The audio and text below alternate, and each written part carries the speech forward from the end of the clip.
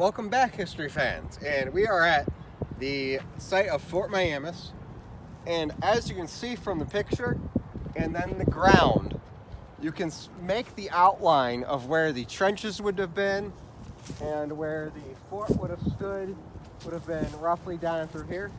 Now, what is crazy is after the Battle of Fallen Timbers, Mad Anthony Wayne had his men go 100 yards from the fort and completely surround it in all directions.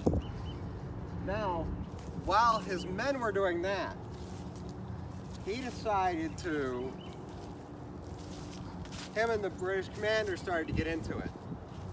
And before Wayne started his assault at Fallen Timbers, he was actually told by Washington that he was allowed to take out this fort if he would have been able to do so, and if it was necessary to do so.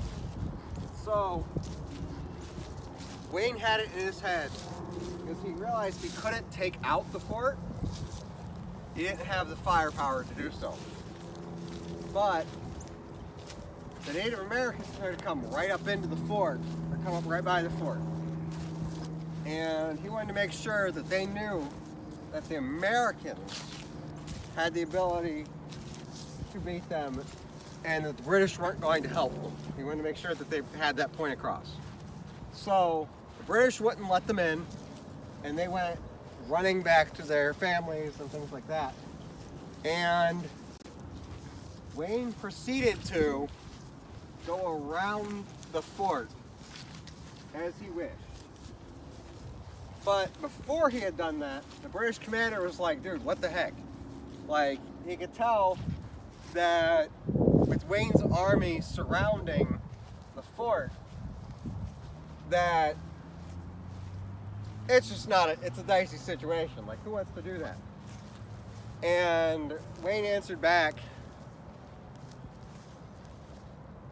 that, you know, well, you saw what I did over there.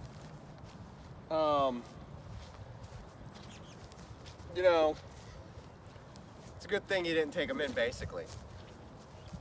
And so, since the fort wasn't here at the end of the war, y'all need to leave. And he proceeded to slowly ride his horse around and inspect the fort. Just like we're walking around roughly where it would have been today. And the British troops in there were begging to fire on him. Just begging.